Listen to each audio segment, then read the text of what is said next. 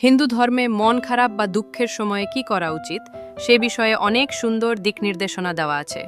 মূলত বলা হয়, মনকে শান্ত করার জন্য ভক্তি, আত্মচিন্তন ও সৎকর্ম সবচেয়ে কার্যকর উপায়। কিছু প্রচলিত উপদেশ নিচে দিলাম। ১. ভগবানের নামস্মরণ ও জপ। বিষ্ণু, শিব, কালী বা যার প্রতি ভক্তি আছে তার নাম ধ্যান করলে মন শান্ত হয়। মন্ত্র জপ যেমন ও নমঃ শিবায় বা ও নমো ভগবতে বাসুদেবায় পুনঃ পুনঃ উচ্চারণ মনকে দুঃখ থেকে সরিয়ে আনে। দায় গীতা পাঠ ও শ্রবণ। শ্রীমদ্ ভগবদ্গীতাতে শ্রীকৃষ্ণ বলেছেন দুঃখ সুখকে সমভাবে গ্রহণ করতে, কারণ তা ক্ষণস্থায়ী।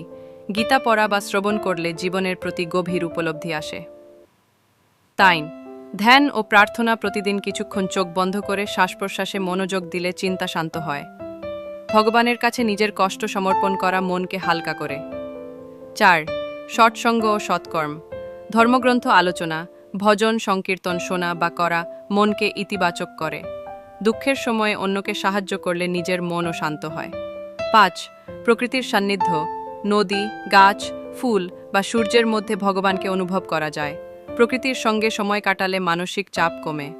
সংক্ষেপে হিন্দু শাস্ত্রে বলা হয়, ভক্তি, জপ, ধ্যান, শাস্ত্র পাঠ ও সৎকর্মের মাধ্যমে মন খারাপ দূর হয় আর আত্মাকে ভগবানের সঙ্গে যুক্ত করলে স্থায়ী শান্তি পাওয়া যায়।